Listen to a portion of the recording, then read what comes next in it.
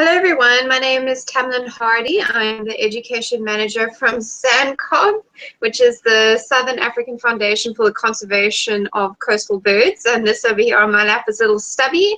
If you've been keeping track of our lesson series, you would have met little Stubby already. And you'll know that Stubby would have come in as a chick. Stubby wound up coming into SANCCOB when he was only 2 days old. But the reason why he came in was quite different from the reason some of our other chicks come in. Now, Stubby came in because his mom decided to set up a nest in someone's garden, which wasn't very helpful. And he wound up being bitten by an animal, probably their pet cat or something like that, caused him to get sick, and then he wound up coming to SANCCOB. Now, that's an isolated case with Stubby, but chick season is coming. So a few months from now, well, a few months from now, yeah, a month or two from now, SANCCOB is going to be swarming with abandoned African penguin chicks. And this is a huge problem. And I want to talk about why we get so many chicks in at the end of the year so that you guys can just be a little bit more aware of it. And the main contributor to this is climate change. Sorry, this is Stubby's honking at me over here. So if you hear any random honks in the background, it's not me, it's him. It's this one honking. Right, so climate change is a huge issue, not only for the African penguin population, but for many different species. Even the human race, climate change is a huge concern. Now, what is climate change? Climate change is basically a shift in the world's climate or the world's temperature, the world's environment that causes negative effects on the environment. And the way that we have seen climate change within the last few years is that the Earth is getting much hotter. And part of this is due to issues that we've had with the ozone layer. I mean, we even had quite a massive hole. There is still a hole over the Arctic for the ozone layer. Although it is getting a little bit smaller, which is good. As time goes by, that hole actually is healing up, which is great. And I think that's partly because of some regulations that have been brought in by governments and by companies. So good on them for doing that. But with climate change, we've definitely found that how it's affecting us lately is that the Earth is getting hotter and hotter. So for you guys that are watching, a lot of you are probably quite young, so you wouldn't have noticed the change. But any of the parents or anyone that was born before the year 2000 that's watching this, maybe you'll think of, you know, fruit that's coming into season slightly earlier than it normally does, or flowers that are blooming at a slightly different time of year. And did you guys know that 9 of the hottest recorded years have happened in the last 10 years? Stubby's gasping here. What? Yeah, I know. He's not impressed. I know. Oh, sorry. He's having a big honk here. Yeah, Stubby is not impressed with climate change, as you can clearly see. So I'll say that again. 9 of the hottest recorded years have happened in the last 10 years. That is a huge concern. That is really, really worrying, because what this results in is that as the Earth gets hotter, it has different effects on different types of animals. But I'm going to focus mainly on the African penguin, because that is what this lesson series is about. So with African penguins, they don't have a little, you know, cell phone or a watch or a calendar where they can just check, oh, you know, look at what month it is. Penguins can tell what time of year it is based on the temperature, but if it is hot all the time, it becomes really confusing, and they're not sure, is it winter, is it summer, is it spring, is it autumn?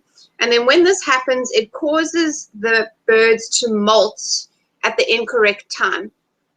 Now, what molting is, it's when, sorry, he's so noisy. Are you done? He's done, sorry. So what the molting is that the penguin will lose all of its feathers and it'll get a beautiful new coat, kind of like how a snake sheds its skin. Now, they do this once a year, and in order to do this, there's a lot of preparation that goes into it. So for the African penguin, in order to molt, they normally actually have to double in weight. So they will eat and eat and eat and eat and eat. And that's because while they're busy molting, while they're losing their feathers, they can't go into the ocean to catch fish because they don't have that wetsuit on. They don't have that waterproofing that their feathers provide them with. So these guys, they'll eat and eat and eat and eat. They'll almost double in weight. And then when they start losing their feathers, they don't eat at all. So similar to a bear in hibernation, they're going to live off what's in their system at the time, which is why they have to get so fat, because they've got to survive off all of this food that's in their tummy without going out to get more food for a bit. Ooh, he's so noisy today. Sorry. So with this, if mom or dad start molting when they have chicks, then because they can't go into the ocean to catch food, they cannot feed their chicks. Or just before they start molting, if they have chicks, they need to concentrate on going out and eating a lot of fish so they can grow in size. And they don't have enough fish to make themselves get really big and fat and ready to molt, and then at the same time also feed their little ones. So that's why this molting at the end of the year does cause a huge problem amongst African penguins. So that is just one way in which climate change affects the African penguin. Like I said, it interferes with their molting cycle, and then a lot of this time this results in one of the chicks or both the chicks in the nest being abandoned by mom or dad, and that's quite a huge issue. Now, SANCCOB, we will see quite a lot of abandoned chicks when it comes to November, December. Right now, the hospital is really quiet. We're lucky. There are only about 150 birds here. But November, December, we'll have 700-800 birds in here at the same time. The bulk of them being abandoned African penguin chicks. But it's great that SANCCOB is around and doing this important work, because if we weren't, a lot of these chicks would just die in the wild. So I'm going to leave that lesson there. If you guys are watching and you just wanted to tune in for the lesson and see Stubby make a noise, oh, he's fussy today, sorry. And if you just wanted to tune in for the lesson and hear Stubby honking at me, then that's the end of that. But if you'd like to support SANCCOB and help us continue to save abandoned African penguin chicks, then please do visit our website, www.sanccob.co.za, or your class can adopt a penguin and I'll call you personally with Stubby for a Q&A session. Or contact Dro from Exploring by the Seat of Your Pants. So if you guys are tuning in for the next lesson, you'll be meeting someone new next time. So I'll see you then. If you're going to stay with us, I am going to go over to Mr. Elsa's class for a Q&A session. Guys, we've got 10 minutes. So if you have any questions for me and Stubby regarding climate change or SANCCOB or anything that we do here at the center, now's the time to ask. So you guys, I'm going to unmute you on that side, and you're welcome to ask any questions that you have. Thank you. Charlotte's up first. Then I'll get Hey, Charlotte. Hey, Charlotte. Introduce yourself. Hi, my name is Charlotte. And what kind of climate change have you noticed in Africa?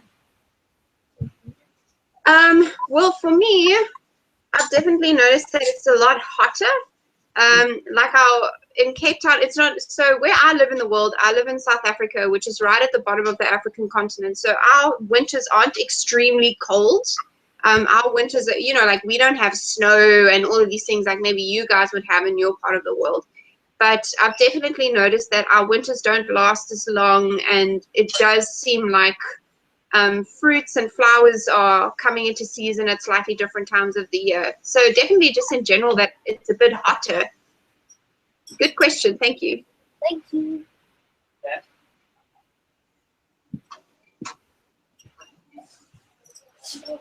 Right there. Hi, my name is Ben, and my question is, can penguins die from it being too cold? Can they die from what? Sorry? Being too cold, like, you know how it's just that cold in the Arctic? What if it gets really cold? Can they die from that? Yeah, that actually can happen both ways, right? So there are 17 different types of penguins, and not all of them live in the snow. You know, not all penguins are like the happy feet penguins, emperor and king penguins. So some of them live in those really, really cold environments, but some of them, like little Stubby here, African penguins don't live in the snow. So if I went and I dropped Stubby off, you know, in the Arctic where the emperor penguins went, where the king penguins went, he would freeze to death. He wouldn't be able to handle it. At the same time, if I brought one of those types of penguins that were used to living in the snow to come and live in Africa, it would be way too hot for them here, and they wouldn't be able to handle the climate. So that definitely is a part of it. But something that affects climate change a bit more for penguins and how they survive is how climate change affects the sea. So you'll also notice that with climate change, sometimes storms out at sea are much rougher and a lot more intense. So the penguins could be swimming around and with a storm get knocked into rocks, and it can be quite difficult for them if there's a bad storm. And storms do seem to be a little bit worse due to climate change. Thank you. Good question. Okay, bye. Bye. Riley. Hi, my name's Riley, and how many times does a penguin molt in a year? Only once a year.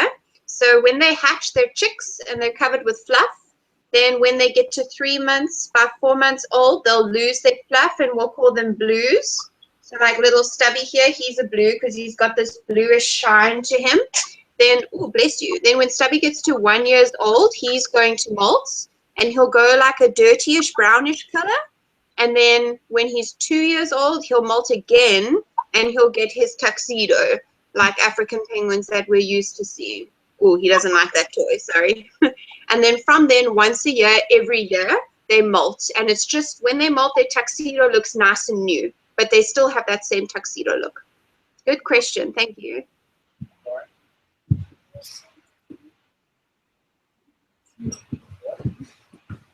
Hi, my name is Lauren, and how does Stubby honk? How does he honk? Yeah. Do you mean like what does it sound like, or do you mean how does he physically do it? How does he physically do it? Goodness.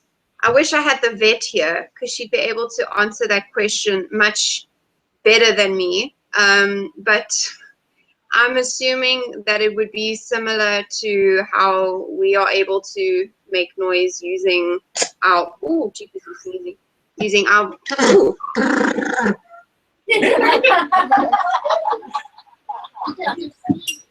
Yeah, I mean, you know what I'm going to do, like, because I don't want to say something wrong, but I'm assuming that it would work in a similar fashion to ours, that we have like a voice box and they would have one as well, that they can, because penguins actually do make a lot of noise. African penguins especially, here in South Africa, they have a nickname of a jackass penguin because they constantly are making this really loud, like rah type of noise, and these honks happening all the time, which is why they have that nickname.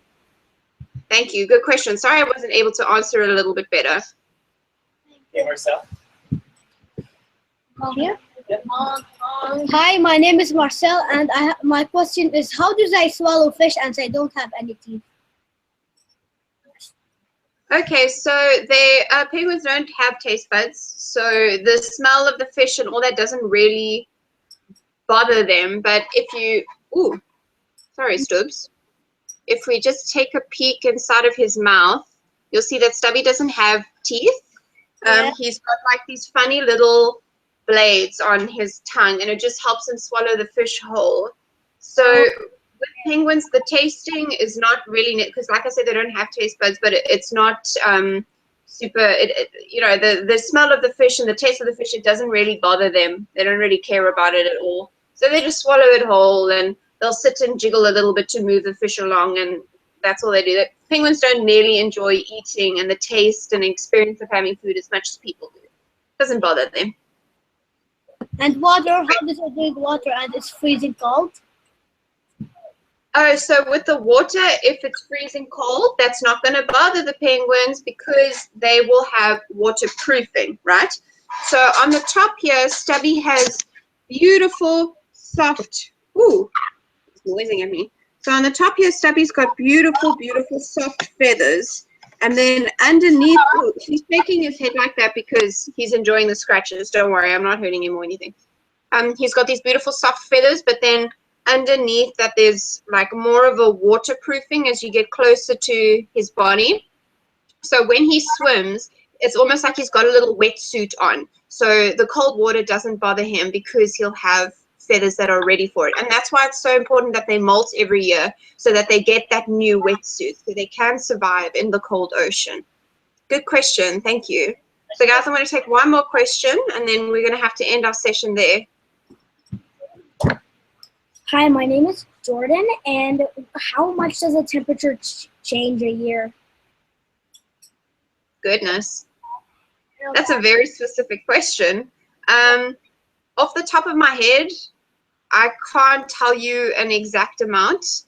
But yeah, I mean, certainly just in my part of the world, we have within the last year had cases where we'll have the hottest recorded day in winter, or we'll have the hottest recorded day in autumn. So you see there will be just a slight temperature change. I mean, it's not going to be something crazy. It won't be like temperatures went up 10 degrees this year. And I mean, I'm talking in Celsius, because the Earth would not survive if temperature raised that much that quickly. So it wouldn't be a huge amount that's awe-inspiring and really impressive, but it would just be that there is a subtle change in temperature that is continuously happening that would cause the environment to be affected by it. But thank you. That's a really good question. Thank you. All right. So thanks so much, guys, for tuning in. I really appreciate you taking the time to learn about climate change with Stubby and I. And we hope that you have a lovely day further. And we'll see you in our next session. Bye.